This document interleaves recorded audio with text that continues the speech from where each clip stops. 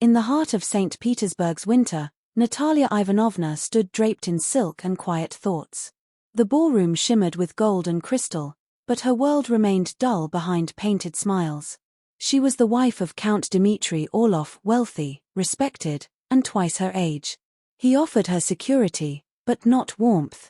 She played the role of the perfect noblewoman, but inside, she ached for something unnamed.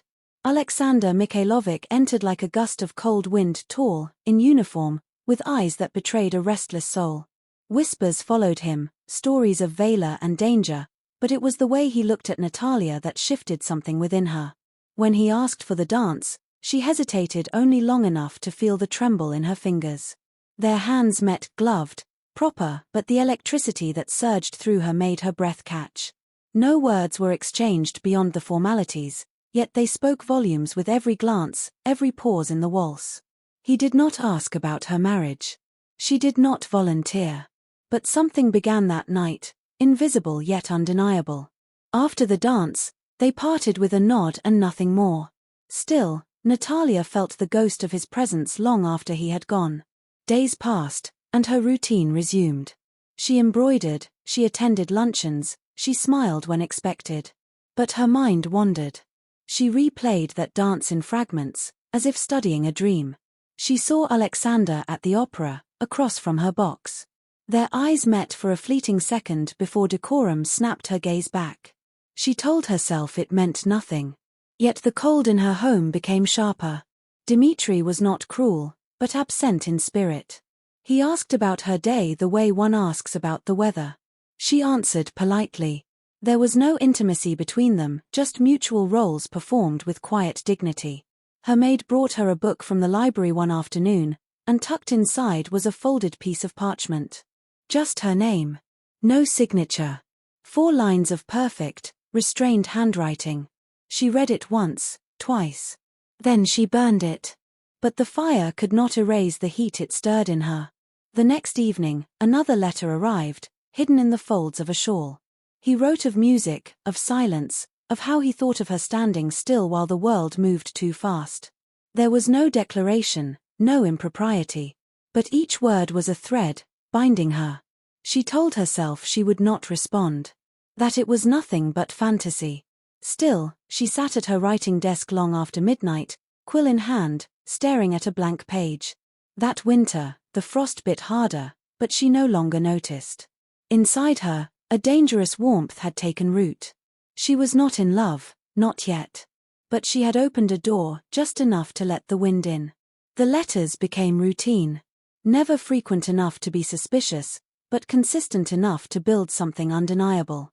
Each one carried Alexander's thoughts wrapped in restraint, always careful, yet painfully intimate.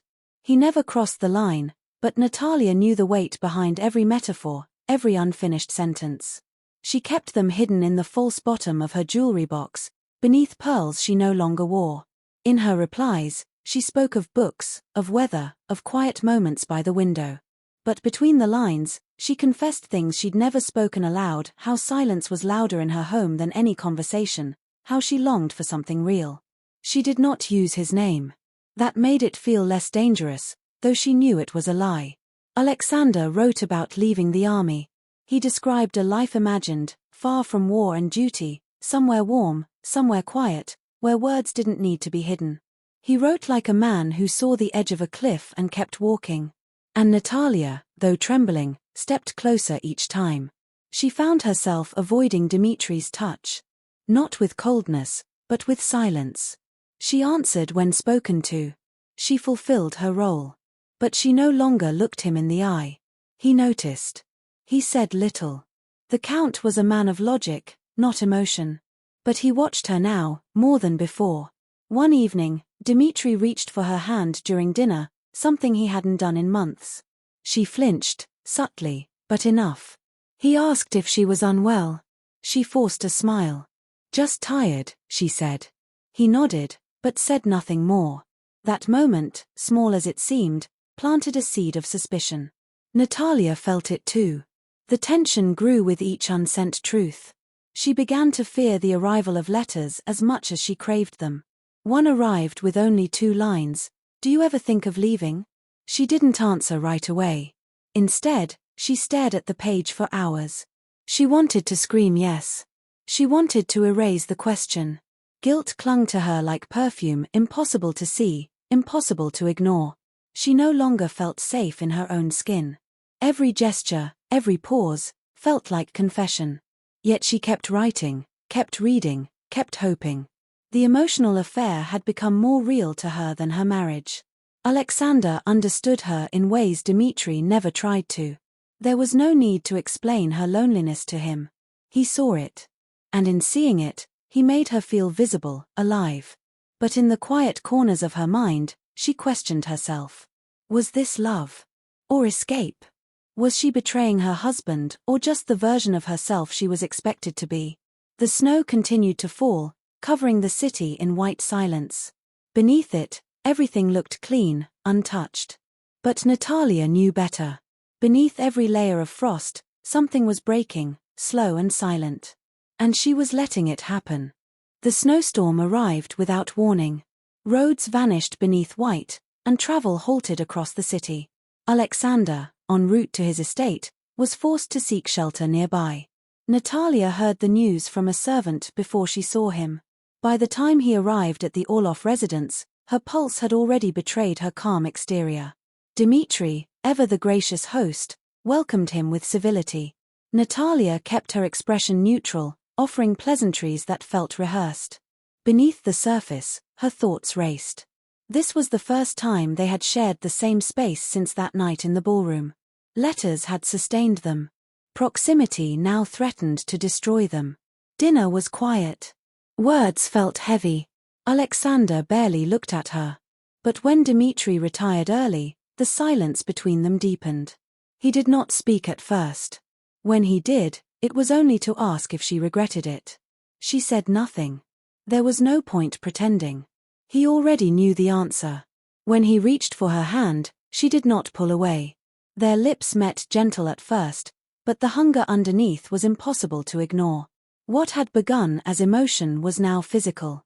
In that stolen moment, years of restraint collapsed. They crossed the line, and nothing about them would ever be innocent again. Afterwards, she did not cry. She did not speak. She only stared at the snow through the frost-covered window, as if hoping it might erase what they had done. Alexander said he loved her. It sounded like a promise, but it felt like a threat. She didn't respond. The next morning, Alexander was gone before sunrise. The storm had cleared just enough for his carriage to depart. Natalia sat alone, replaying everything in silence. A part of her had expected relief. Instead, she felt hollow. What she had longed for now felt like a weight. Later that week, Dmitri found a piece of torn paper tucked inside her book, one of Alexander's letters, half-burned. He said nothing about it, only watched her with a quiet that chilled her more than any words could. His presence became colder, more distant, yet oddly kind. He brought her tea. He asked about her sleep. But the warmth was gone, replaced with something unreadable. Natalia tried to write to Alexander, but her words failed. What would she say? That she loved him? That she didn't? That one night had changed nothing and everything? She began to dream of escape, but not with Alexander. Just alone. Somewhere she could breathe. Somewhere no one expected anything of her. But those dreams faded with daylight. She had made her choices. She would live with them. Each day, she walked through her home like a ghost, touching objects that no longer felt like hers. The affair had not freed her. It had caged her deeper in a truth she could no longer unsee. The passion she once mistook for salvation had turned into something else. Not regret. Not guilt. But a quiet understanding that some doors, once opened, never truly close. Natalia wrote the final letter with steady hands and a heart she no longer recognized. Her words were clear, stripped of illusion. She told Alexander it had to end. That their moment had passed, that she had chosen silence over scandal, dignity over desire. She didn't speak of love. Not because it wasn't there, but because it no longer mattered. She sealed the envelope and left it on her desk, intending to send it before dawn. But when she returned, it was gone. Dmitri had taken it. He didn't confront her. Instead, he left his own letter in its place. He wrote with the precision of a man who had already accepted the truth. No accusations, no bitterness. Just a quiet sorrow that filled every line. He told her he had loved her in the only way he knew how. That he had hoped time would grow something between them. And when it didn't, he still stayed. For her. He ended with a single sentence: "If you wish to leave, you may." Alexander was ordered to the front soon after. War had returned, swift and without ceremony. He left the city without saying goodbye. Whether by choice or by circumstance, Natalia would never know. No letter followed. No explanation. Just silence. She held Dmitri's letter in one hand, hers in the other. Two versions of herself, folded in ink. One written in longing, the other in resignation. She burned them both. Not out of guilt, but to free herself from what they had once meant. In the days that followed, she stayed. Not because she was forced, but because she no longer believed in escape. The house remained the same. The cold returned. Dmitri, though unchanged in manner, no longer reached for her hand or asked about her sleep. They became strangers under one roof, polite, distant, functional. She focused on her child. A daughter, still young enough to be untouched by what had unfolded. Natalia poured her quiet love into bedtime stories, into braided hair and soft lullabies. It was the one place her heart could still live without shame. Alexander became a name she did not speak, even in her thoughts. He became a memory without form, real, but unreachable. She did not wonder where he was or if he ever thought of her. That part of her life had been brief, intense, and final. Natalia stood at the edge of her old life, not stepping forward, but not looking back. She had not been punished by society, nor abandoned by her husband. But the real consequence was internal. The weight of what might have been would never leave her. She carried it in silence, like a secret stitched into her skin.